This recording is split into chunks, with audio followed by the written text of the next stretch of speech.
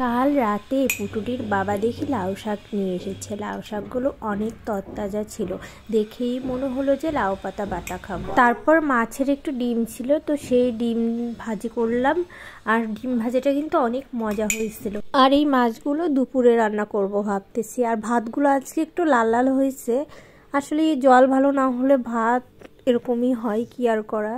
পুটুলির বাবাকে এখন আমি খেতে দিচ্ছি, আর পুটুলির বাবার খাওয়া হলেই আমি খাবো। পুটুলির বাবার কিন্তু অনেক পছন্দ, অনেক বলতে সব থেকে পছন্দ লাউ পাতা বাটা আর হলো মাছের ডিম ভাজিটা অনেক পছন্দ করে। তো তাকে আমি খেতে দিয়ে এসে তার খাওয়া হয়ে গেছে, এখন আমি খেতে বসবো।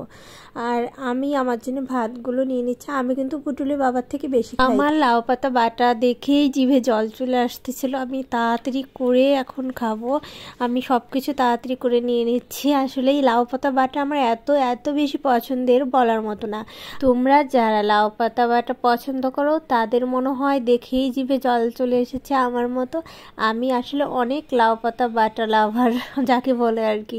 আমার কাছে এত ভালো লাগে, আমার যে কোনো মাছের থেকেও বেশি মজা লাগে। বিশ্বাস করো, এক এক গাল খাচ্ছি আর কি যে মজা লাগতেছে। মানে যদি তোমরা একটু খেতে পারতে তাহলে বুঝতে।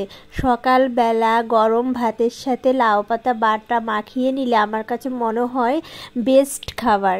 এই দেখো, আমি কিন্তু চেটে পুটে খেয়ে নিয়েছি। আর এখন মাছের ডিম ভাজি দিয়ে খাচ্ছি। আর মাছের ডিমের ভিতর যে এটা কি বলে তোমাদের ওইদিকে, আমি তো ফুপা বলি। এটা আমার অনেক বেশি পছন্দের। আর এই দেখো মাছ রান্না হয়ে গেছে। আর মাছ রান্না করতে করতেই শুনলাম যে আমাদের বাসায় নাকি গেস্ট আসতেছে। আর এই মাছটা কিন্তু পুটুলিকে আমি খাওয়াইছি।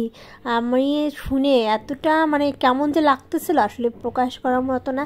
যদি একটু সকালে বলতো তাহলে কিন্তু আমি মাছের ভিতরে একবারে বেশি করে নিতাম, তাদের জন্য রান্না করে ফেলতাম। তারপর আমি তাড়াহুড়ো করে ভাত বসিয়ে হটপটে রেখে দিলাম যাতে গরম থাকে। আর তাড়াতাড়ি এখন তো মাংস রান্না কিভাবে করব, কারণ আমি ফ্রিজে মাছ রাখি কিন্তু কখনো মাংস রাখি না। আমরা যেদিন মাংস রান্না করি সেই দিন কিংবা তার পরের দিনই খাই, কারণ মাংস যদি ফ্রিজিং করি তাহলে কিন্তু স্বাদটা আমার কাছে মনে হয় নষ্ট হয়ে যায়। আর এখানে আমি তাড়াহুড়ো করে লাউ শাক দিয়ে মাছ রান্না করে ফেললাম। তো এই তো সিম্পলি রান্না করছি। আসলে আগে থেকে বললামই সেভাবে রান্না করতাম, আমার অনেক বেশি কষ্ট হলো। আমার কথা হলো কেউ বাসায় আসুক সমস্যা নেই, আমাকে আগের দিন বলে বেশি ভালো হয়, যেহেতু আমার ছোট বাচ্চা, আমার কাজ করতে অনেক বেশি সমস্যা হয়।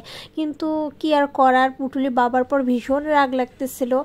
আর এই তো আমার রান্না বান্না শেষ হয়ে গেছে, আমি তাদের জন্য অপেক্ষা করতেছি, তারা আসলেই খেতে দিব। ঘুমানোর সময় মামুনি আর আমি কি করি সেটুকু ভাবলাম তোমাদের সাথে একটু শেয়ার করি। তো ভিডিওটি কেমন লাগলো অবশ্যই একটি ছোট্ট কমেন্ট করে জানিয়ে যাবে। কে ঘুম থেকে উঠিনি, এই যে মামুনিটা, এই যে আমার মামুনি, এই যে